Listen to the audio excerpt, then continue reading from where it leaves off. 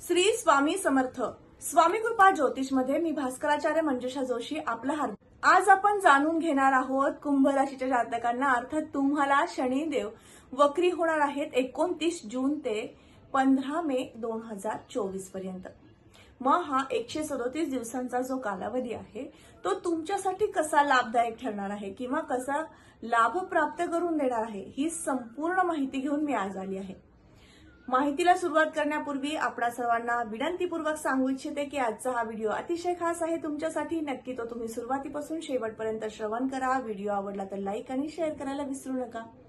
तुमची कुंभ रास आहे। सध्या स्थितीमध्ये तुम्ही 7:30 जात आहात। शनी महाराजांच्या कृपा छत्र छायेखालनं आणि त्यांच्या कृपा दृष्टीने तुम्हाला काही अंशी कर्ज, ऋण किंवा एखादा आजारपण या सगळ्या तक्रारी सुरू असतील।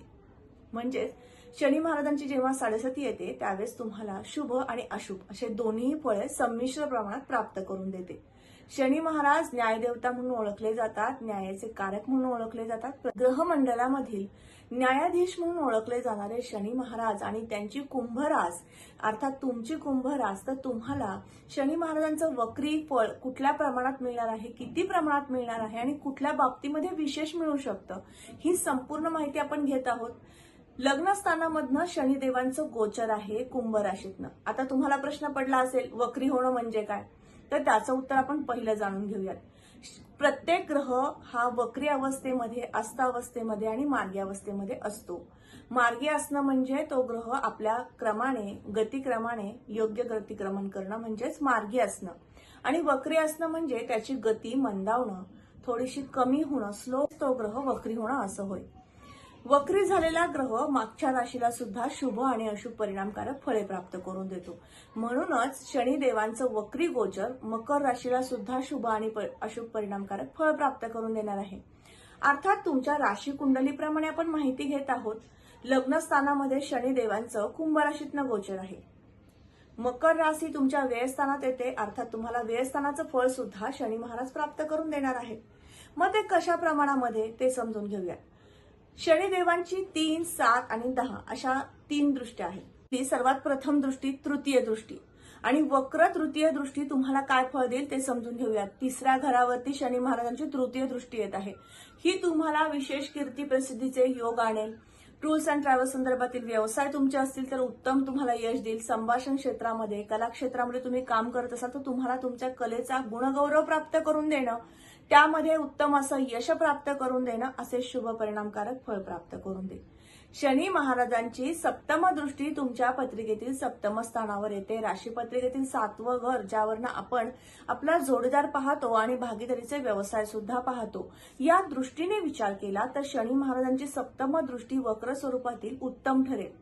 तुमच्या नात्यामध्ये, तुम्हा नवरा बायकोमध्ये, पती पत्नीमध्ये मतभेद होते, मोठ्या प्रमाणात ते वाद विकोपाला गेले आणि आता तुम्ही काही अंशी एकमेकांपासून लांब असाल किंवा वाद संघर्षामुळे एकमेकांपासून आबोला धरला असेल तर नक्कीच शनी महाराजांच्या कृपेने तुम्हाला आता नातं सुधारण्यासाठी मदत होईल।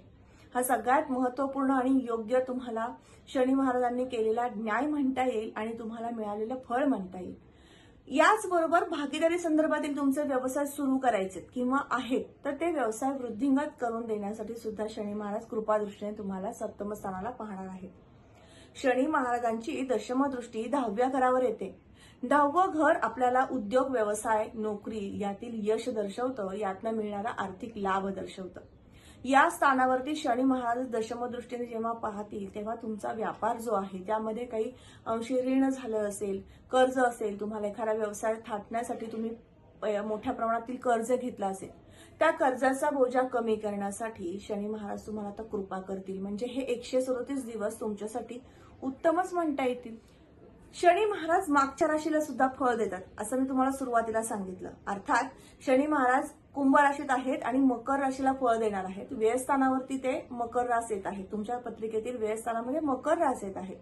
म्हणजेच बाहेर राज्यात, बाहेर देशामध्ये जाण्याचे योग संभवणार आहेत। या 137 दिवसामध्ये तुम्ही बाहेर राज्यामध्ये जाऊ शकता, बाहेर देशामध्ये जाऊ शकता, करिअरसाठी, शिक्षणासाठी किंवा इतर काही गोष्टींसाठी, फिरण्यासाठी एक तुम्हाला जाण्याचे शुभ संकेत असा जो महिना म्हणता येईल किंवा योग म्हणता येतील ते या दरम्यान घडून येतील।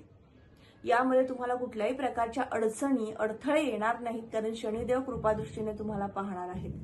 म्हणजेच शनी महाराजांची तृतीय, सप्तम आणि दशम दृष्टीने तुम्हाला येणारं फळ आपण आता समजून घेतलं. आणि याचबरोबर मागील राशीला म्हणजे मागच्या घराला, व्ययस्थानाला सुद्धा शनी कसे फळ देणार आहेत हेही समजून घेतलं. आता आपण हे सगळं फळ प्राप्त करून घ्यायचं आहे, कर्जाचा बोजा कमी करायचा आहे, ऋण कमी व्हायला पाहिजे. मग यासाठी आपण या 137 दिवसामध्ये जास्तीत जास्त उपासना केली तर नक्की शनी महाराज तुम्हाला फळ दिल्याशिवाय राहणार नाहीत. मग ती उपासना कोणती करायची आहे तर दर शनिवारी मारुती मंदिरात किंवा शनिदेवांच्या मंदिरात जाऊन देवाला रुईच्या पानाची माळ आणि उडीद मीठ देवाच्या पायाजवळ ठेवायचे आहेत.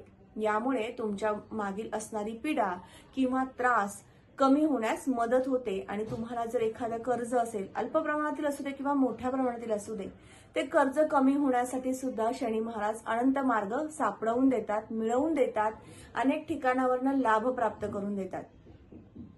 देरेहारी पलंगावरी कधीही शक्य नसतं. काम केलं तर आपल्याला त्याचा योग्य मोबदला नक्कीच मिळत असतो. परंतु काही अंशी काय होतं की आपल्याला अनेक प्रकारची कर्ज झालेली असतात, अनेक ठिकाणावरून आपण पैसे घेतलेले असतात, प्रत्येकाला तेवढे देणं आपल्याला शक्य होत नाही. मग अनंत अडचणींमुळे आपण ते कर्ज अधिक अधिक वाढवत जातो. मग या सगळ्या संकटातून जाताना साडेसाती कारणीभूत ठरते. मग ह्या सगळ्या त्रासातनं बाहेर पडायचं असेल तर ह्या 137 दिवसांचा कालावधी तुमच्यासाठी उत्तम संधीचा काळ आहे. एवढ्या दिवसांमध्ये तुम्ही जास्तीत जास्त उपासना करून शनी महाराजांना प्रसन्न करून घेऊन तुमचं कार्य निर्विघ्नपणे पार पाडून घेऊ शकता. म्हणून रीम शम शनेश्वराय नमः जप करणं, मारुती स्तोत्र रोज वाचन करणं आणि मी सांगितलेला उपाय दर शनिवारी करणं हे नक्कीच तुम्हाला फलद्रूप ठरणार आहे. तर आज आपण कुंभ राशीच्या जातकांना अर्थात तुम्हाला शनिदेव 29 जून ते 15 नोव्हेंबर पर्यंत वक्री झाल्यानंतर कसे फळ देणार आहे ते समजून घेतलं. आजचा हा महत्वपूर्ण व्हिडिओ तुम्हाला कसा वाटला नक्की कमेंट करून सांगा. कमेंटमध्ये श्री स्वामी समर्थ लिहिण्यास अजिबात विसरू नका. तुम्ही आपल्या चॅनलवर नवीन असाल नक्की चॅनलला सबस्क्राईब करा, बेल आयकॉनला क्लिक करा. पुन्हा भेटणार आहोत अशाच माहितीसोबत. तोपर्यंत तुमच्या जन्मलग्न पत्रिकेप्रमाणे तुम्हाला दैनंदिन जीवनशैली व्यतीत करताना काही अडचणी आहेत, समस्या आहेत, ज्यातून तुम्ही जाताय, मार्गदर्शनाची आवश्यकता तुम्हाला वाटते, नक्की मला संपर्क करा. माझा संपर्क क्रमांक मी या व्हिडिओच्या डिस्क्रिप्शन बॉक्समध्ये तसंच स्क्रीनवर सुद्धा शेअर करत आहे. पुन्हा भेटूयात अशाच माहितीसोबत. तोपर्यंत आपली रजा घेते. श्री स्वामी समर्थ. जय जय स्वामी समर्थ. रामकृष्ण हरी.